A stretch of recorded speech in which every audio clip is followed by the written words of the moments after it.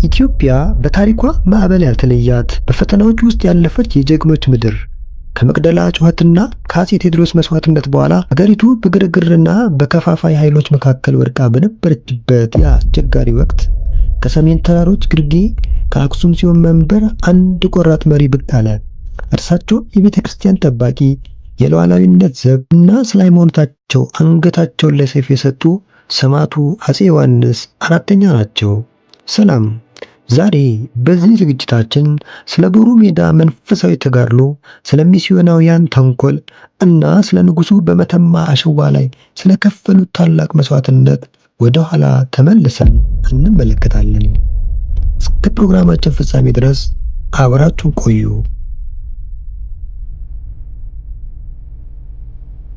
በ19ኛው ክፍለ ዘመን ማብቂያ ላይ የኢትዮጵያ ሰማይ በወረራ ደመና ተጋርዶ ነበረ።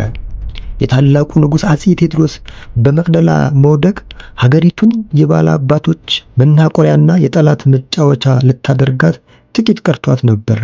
የላስታው ዋክሹም ጎበዛ ንጉሥ ተክለ ጊዮርጊስ ተብለው ለ3 ዓመታት ቢነግሱም የሀገሪቱን ዕጣ ፈንታ የሚቀይር ሌላ ኮከብ ከትግራይ ተራሮች ስር ብቅ አለ። ያ ኮከብ በዝብዝ ካሳ ነበር። በ1864 ዓመተ ምህረት በአክሱም ጽዮን ታሪካዊ መቅደስ በአቡነ አትናቴዎስ እጅ ተቀብተው ዮሐንስ አራተኛ ተብለው ነገሱ። ዮሐንስ ሲነግሱ የተቀበሉት አክሊል የክብር ብቻ አልነበረም፣ የፈተናና የመስዋዕትነት ጭምር እንጂ። በዮሐንስ ዘመነ መንግስት አውሮፓውያን አፍሪካን ለመቀራመጥ እንደ ተራቡ አሞራ የሚሽቀዳደሙበት ወቅት ነበር።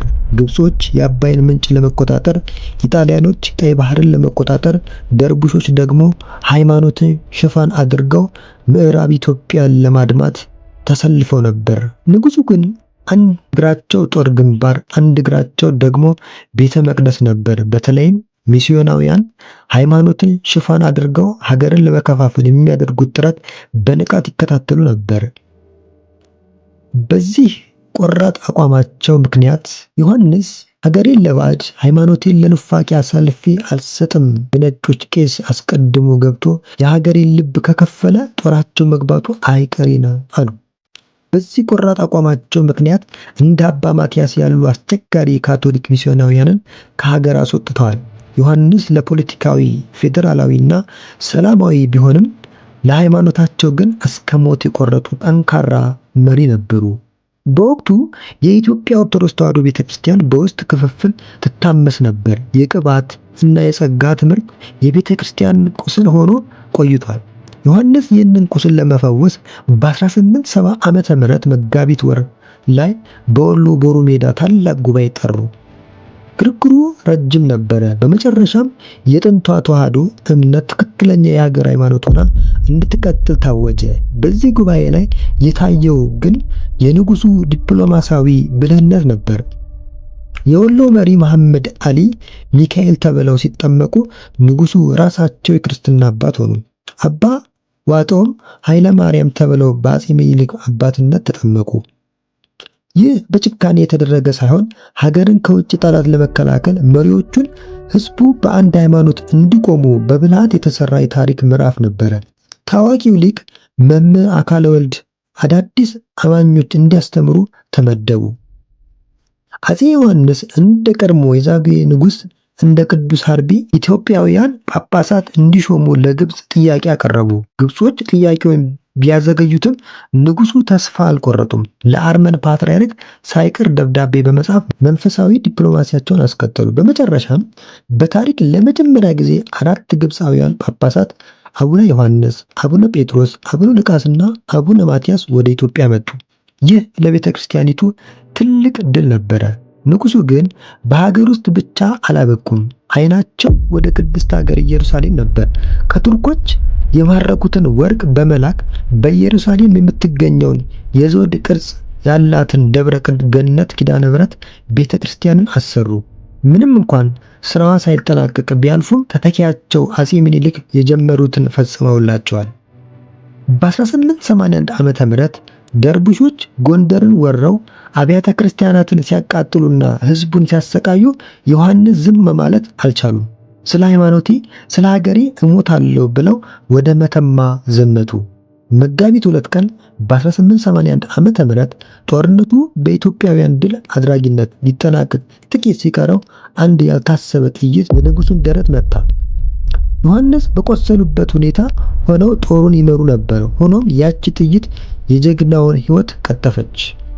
አፄ ዮሐንስ አራተኛ ሲሞቱ ለኢትዮጵያ ነፃነቷንና ክብሯን አቆይተው አልፈዋል። እርሳቸው የታረደው አንገታቸውም ቢሆን በጠላት እጅ ሆኖ ኢየሱስ ክርስቶስ እያለ ይመሰክር እንደነበረ ታሪክ ይነግረናል። ዛሬ በኢየሩሳሌም በቡሪ ሜዳና በኢትዮጵያ አድባራት ሁሉ የዮሐንስ አራተኛ አሻራ አለ። እርሳቸው የሀገር አንድነትና የቤተ ክርስቲያን ጽናት መሰረት ናቸው። ስማቸው በታሪክ መዝገብ ላይ በሰማዕትነት ተጽፎ ለዘላለም ይኖራል። ታሪክ አያበቃም፣ ታሪክ ይቀጥላል። አፄ ዮሐንስ አራተኛ በመተማ በረሃ የወደቁት ለስልጣን ጥም አልነበረም፣ ስለ ኢትዮጵያ ክብርና ስለ ኦርቶዶክስ ተዋሕዶ እምነት ጽናት እንጂ። ዛሬ በኢየሩሳሌም የሚገኘው የደብረ ገነት ኪዳነ ምሕረት ጉልላት ሲታይ፣ በወሎ ምድር የቡሩ ሜዳ ታሪክ ሲነሳ እና በኢትዮጵያ ሰማይ ስር የሃይማኖት ነፃነት ሲታወጅ የንጉሱ የድካም ውጤት በጉልህ ይታያል። እርሳቸው ሀገሬንና ሃይማኖቴን አሳልፌ አልሰጥም ብለው በደማቸው የጻፉት ታሪክ ለዛሬው ትውልድ ትልቅ ትምህርት ነው። ሀገር የምትቆመው በመስዋዕትነት፣ ሃይማኖትም የምትጸናው በቆራጥነት መሆኑን በተግባር አሳይተውን አልፈዋል። የሰማዕቱ ንጉሥ አፄ ዮሐንስ አራተኛ ታሪክ በኢትዮጵያውያን ልብ ውስጥ ለዘላለም ሲታወስ ይኖራል። ውድ ተመልካቾቻችን ስለተከታተላችሁ እናመሰግናለን። በቀጣይ በሌላ ታሪክ እስከምንመጣ ድረስ አዲስ ከሆናችሁ ሰብስክራይብ፣ ላይክ፣ ሼር በማድረግ ታሪኩን ለሁሉ እንዲዳረስ አድርጉልን። ይቆየን።